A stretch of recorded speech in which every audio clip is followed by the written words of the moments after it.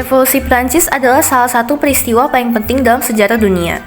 Revolusi ini mengubah sistem kerajaan absolut menjadi pemerintahan yang lebih demokratis.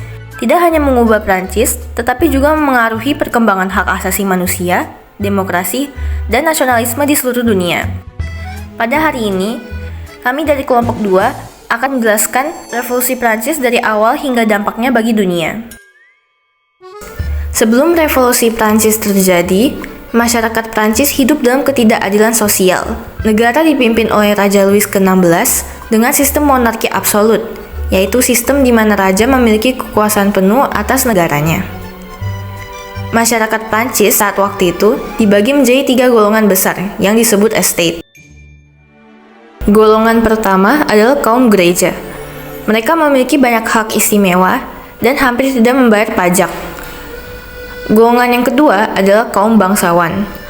Mereka memiliki tanah luas, hidup mewah, dan juga mendapat banyak keistimewaan.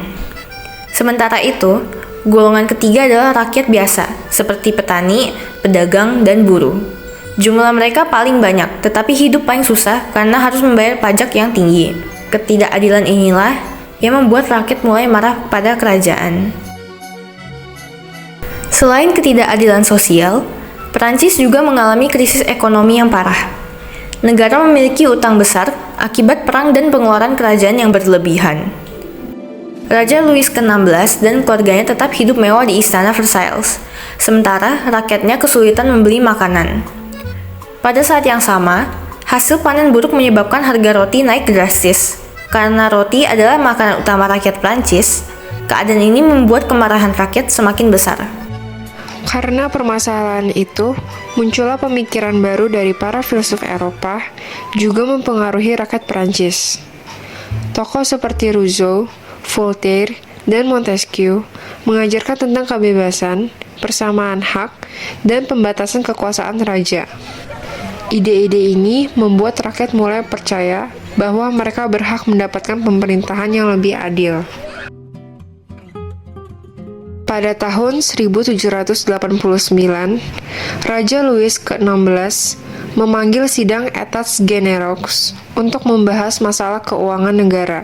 Namun, golongan ketiga merasa diperlakukan tidak adil karena suara mereka selalu kalah oleh kaum bangsawan dan gereja. Karena kecewa, golongan ketiga membentuk Majelis Nasional.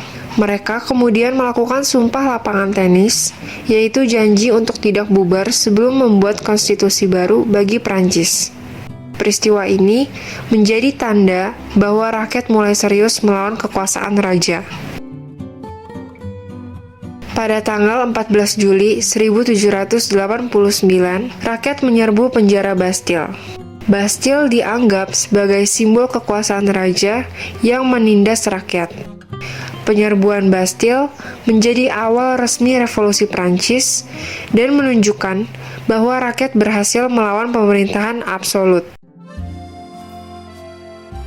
Setelah Bastille jatuh, Majelis Nasional mulai menghapus sistem feodalisme dan hak istimewa kaum bangsawan. Rakyat mulai memperoleh hak yang lebih setara dan sistem lama perlahan runtuh. Pada tahun 1789, dibuat Deklarasi Hak Asasi Manusia dan Warga Negara. Dokumen ini menyatakan bahwa semua manusia memiliki hak yang sama dan kebebasan sebagai warga negara.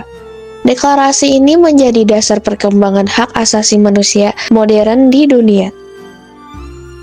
Raja Louis XVI mencoba melarikan diri, tetapi akhirnya tertangkap. Ia dianggap mengkhianati negara. Pada tahun 1793, Raja Louis XVI dihukum mati dengan guillotine. Beberapa bulan kemudian, Ratu Maria Antoinette juga dihukum mati. Peristiwa ini menandai runtuhnya monarki absolut di Prancis. Setelah raja dihukum mati, Prancis memasuki masa yang disebut Reign of Terror atau pemerintahan teror. Tokoh revolusi Maximilien Robespierre memimpin pemerintahan yang sangat keras. Banyak orang yang dianggap musuh revolusi dihukum mati. Walaupun bertujuan melindungi revolusi, masa ini menyebabkan ketakutan besar di masyarakat. Di tengah kekacauan politik, muncul seorang jenderal muda bernama Napoleon Bonaparte.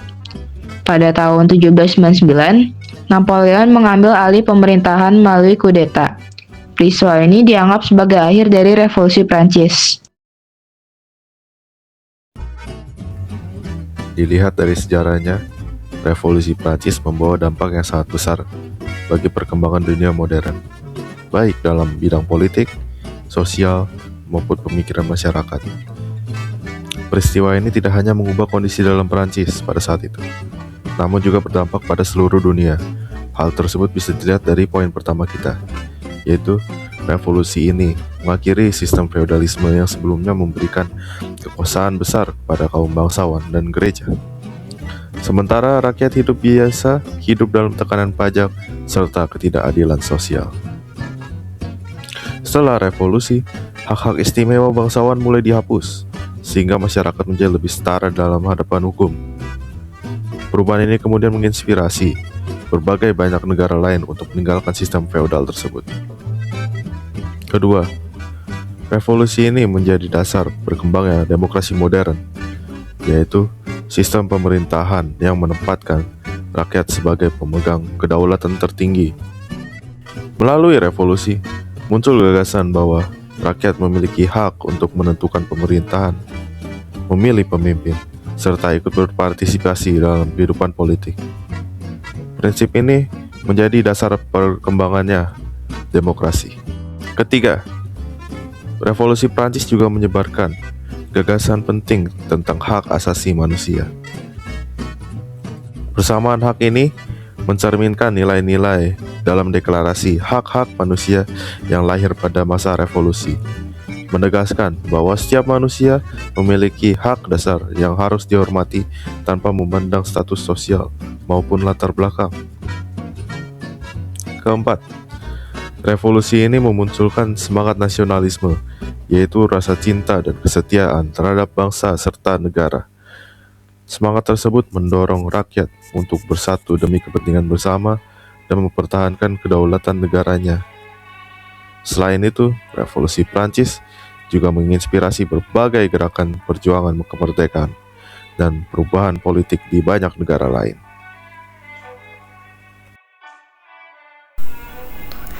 Revolusi Prancis adalah peristiwa besar yang mengubah sejarah dunia. Revolusi ini lahir dari ketidakadilan sosial, krisis ekonomi, dan kekuasaan raja yang absolut.